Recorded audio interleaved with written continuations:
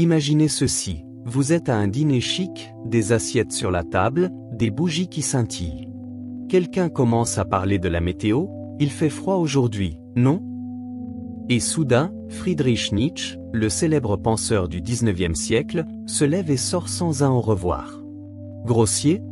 Beaucoup l'ont pensé, mais il avait une raison. Ce n'était pas juste de l'impatience, il croyait que chaque seconde passée dans des discussions superficielles volait un morceau de vie réelle. En 1879, il écrivit à un ami « Je suis épuisé par ces mots qui sortent de la bouche mais laissent l'âme muette ». Plus de 140 ans après, écoutez ça. Nous passons en moyenne 2,5 heures par semaine à discuter du temps, du déjeuner ou des embouteillages. C'est le genre de choses qui ferait fuir Nietzsche non pas d'un seul dîner, mais de 1000. Et le plus fou? La psychologie moderne commence à lui donner raison. Des études récentes montrent que les personnes dotées d'une grande intelligence émotionnelle et d'une pensée profonde ne supportent pas le small talk. Ce n'est pas qu'elles soient asociales ou ennuyeuses, elles veulent simplement plus. Elles cherchent des conversations qui apportent quelque chose de vrai, qui stimulent l'esprit, qui laissent une trace. Pensez à la dernière fois où vous avez quitté une discussion avec un vide intérieur. Probablement après avoir parlé de la pluie ou râlé sur le lundi. Maintenant, rappelez-vous un moment où une conversation vous a dynamisé, la tête pleine d'idées. Je parie que ce n'était pas sur la chaleur, mais sur quelque chose qui vous a fait réfléchir, vous a défié ou vous a révélé un bout de l'âme de l'autre. Le problème, c'est que ce qu'on appelle être social, aujourd'hui pourrait nous éloigner des vraies connexions. Dans un monde où la solitude augmente, près d'une personne sur 3 se sent souvent seule. Selon des études, peut-être que Nietzsche a vu quelque chose qu'on doit redécouvrir. Les bavardages vides ne construisent pas de ponts, ils érigent des murs. À l'été 1869, il écrivit une lettre à sa sœur Élisabeth qui montrait à quel point il méprisait ce que la société appelait « conversation polie ». Je n'ai pas de patience pour ces mensonges bien habillés qu'on fait passer pour de la courtoisie, dit-il. Si quelqu'un me demande comment je vais, qu'il se prépare à entendre la vérité. Ce n'était pas juste une pose de philosophe. Enseignant à Bâle, il assistait à des événements sociaux rigides et remarquait comment tout le monde semblait s'éteindre là-dedans. Dans ses notes, il décrivit comment même les esprits les plus vifs se rapetissaient pour rentrer dans le moule de l'acceptable. Il trouvait ça absurde. Ces réunions, censées échanger de grandes idées, devenaient des scènes d'un immense vide. Une nuit ennuyeuse, il lança à un ami « On a inventé 1000 façons de ne rien dire. C'est une compétence triste. » Cette histoire n'est pas restée dans le passé. Aujourd'hui, on répète le même schéma. Pendant les pauses au travail, dans les événements de réseautage, dans les textos rapides sur WhatsApp ou les posts sur les réseaux sociaux. Des études disent que les professionnels passent jusqu'à 40% de leur journée dans des discussions qui ne mènent nulle part au juste pour paraître sympa ou maintenir l'ambiance. Des chercheurs de l'Université de Californie ont trouvé quelque chose d'étonnant, le small talk déclenche une légère réponse de stress dans le cerveau, comme si on était mal à l'aise sans s'en rendre compte. Les conversations profondes, elles, activent des zones de récompense, c'est comme savourer un bon plat ou écouter une musique qui donne des frissons. Nietzsche l'avait déjà compris. Il disait que ces échanges polis étaient le signe de quelque chose de plus grand, notre peur de nous montrer tel qu'on est. Les gens parlent pendant des heures de rien, écrivit-il, parce qu'ils ont peur d'un instant d'honnêteté. Ça vous parle? Pensez à toutes ces fois où vous avez esquivé un sujet sérieux pour garder les choses légères. Cette habitude a un prix élevé, et pas seulement philosophique, c'est pratique. Au travail, les équipes coincées dans le superficiel sont 34% moins productives que celles qui creusent plus loin, selon des études sur la productivité. Le temps qu'on gâche sur des évidences pourrait servir à créer, résoudre des problèmes ou renforcer des liens. Alors, la question n'est pas juste « devrions-nous changer ?», mais « comment le faire ?» Nietzsche avait une réponse audacieuse, bouleverser notre façon de nous connecter. Il ne perdait pas de temps avec des politesses vides. Quand il rencontra le compositeur Richard Wagner, ils sautèrent le « Salut, ça va ?» pour plonger dans une discussion de 4 heures sur ce qui anime les humains. Professeur à Bâle, il emmenait ses étudiants marcher dans les champs suisses, mais pas pour se détendre, c'était des débats intenses, des questions qui touchaient l'âme. Un ancien élève se souvenait, il nous faisait tout remettre en question. C'était épuisant, exaltant, et plus réel que tout ce que j'avais vécu. Avec son ami Lou Salomé, il passait des journées entières à discuter d'amour, de foi, même de la mort de Dieu, des échanges si puissants que les témoins les disaient presque hypnotiques. À sa sœur Elisabeth, il envoyait des lettres la suppliant d'abandonner les sottises sociales. Chaque fois que tu parles sans dire ce que tu ressens, tu perds un bout de toi, écrivit-il. Il avait une méthode, commencer par des questions inattendues, qui ébranlent ce que tu crois. Pour lui, l'amitié vraie naissait du choc, de s'ouvrir sans filtre. Mais il n'était pas toujours extrême. Plus tard, il admit que chaque moment n'a pas besoin d'être profond, parfois, la légèreté a sa place. La clé, disait-il, c'est de savoir quand sortir de la zone de confort du superficiel. Ceux qui le connaissaient disaient qu'une discussion avec Nietzsche pouvait changer votre vision du monde. Un ami a dit, parler avec lui, c'était risqué.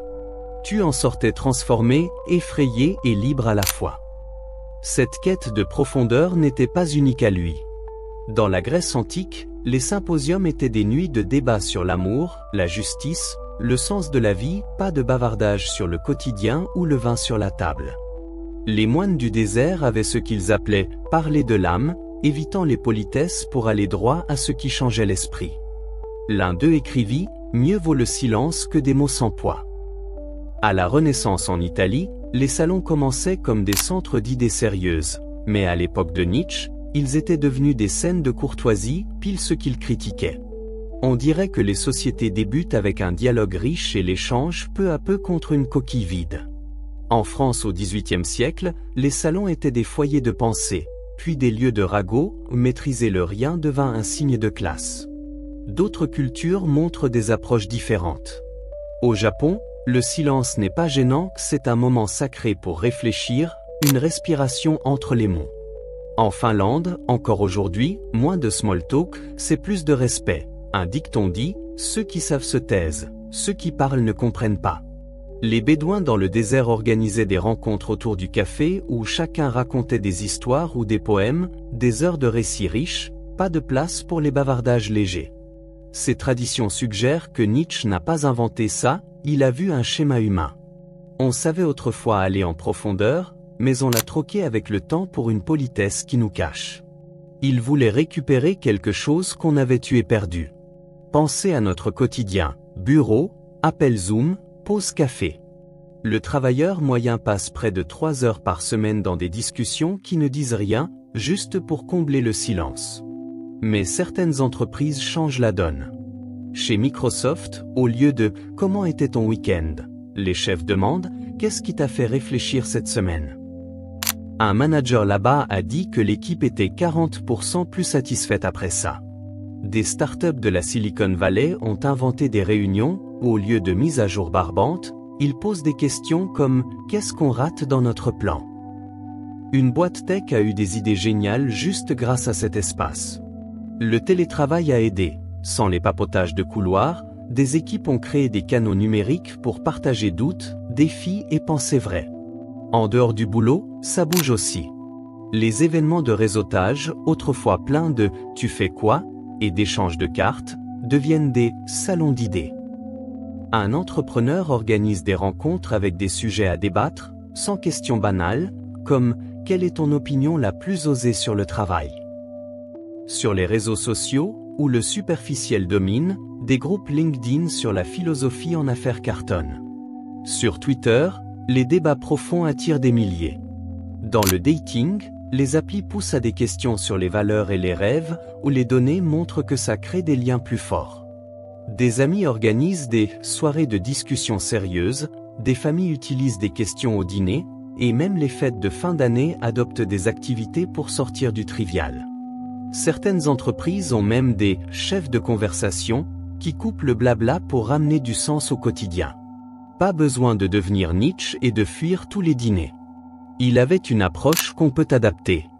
Quand il rencontrait quelqu'un, il commençait par un truc simple comme la journée puis l'amenait vers quelque chose de plus grand, comme ce que le temps signifie pour nous.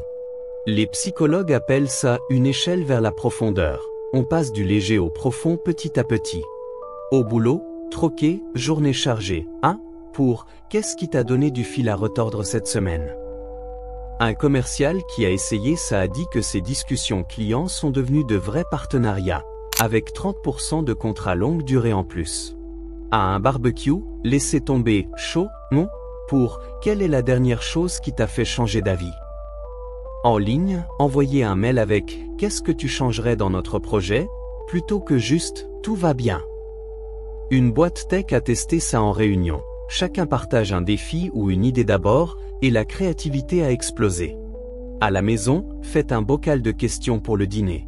Que as-tu appris ce mois-ci? Bah, alors, quoi de neuf? Des amis peuvent organiser des soirées débats sur la vie, sans télé ni potin. Un groupe à Seattle a dit que leurs liens se sont renforcés en 6 mois. Le truc est simple. Partez d'un truc réel, comme ceux qui vous entourent, et suivez votre curiosité. Si quelqu'un dit un truc intéressant, creusez, pas juste « cool ».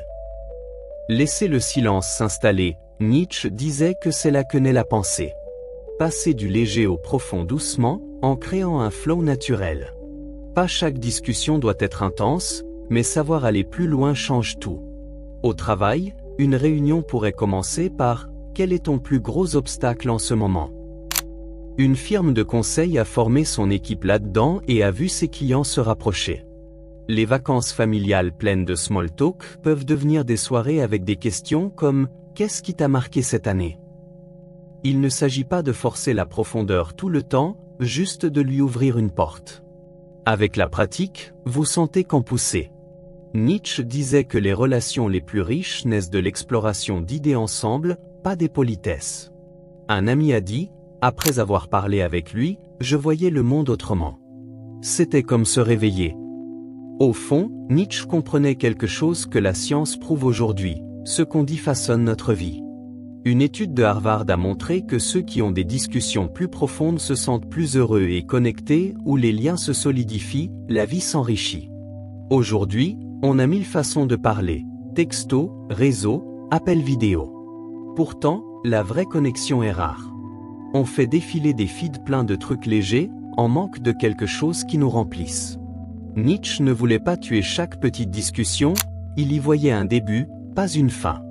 Chaque « salut, ça va ?» peut grandir si on le décide. Il a écrit un jour, plus on s'élève, plus on semble petit à ceux qui ne savent pas voler.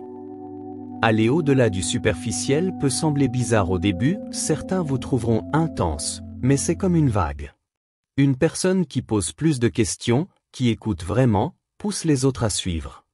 Le défi, c'est ça, ne pas juste voir le vide du small talk, mais bâtir mieux. Posez la question inattendue, écoutez ce qui n'est pas dit, faites des discussions un espace pour grandir. Ainsi, une rencontre banale devient un moment de compréhension, un devoir devient une chance d'apprendre, et les relations deviennent quelque chose qui vous nourrit, pas qui vous épuise. Envie d'idées pour une vie plus riche? Abonnez-vous à la chaîne. Dans la prochaine vidéo, on verra comment la sagesse ancienne résout les problèmes d'aujourd'hui, avec des astuces pratiques pour vivre plus fort.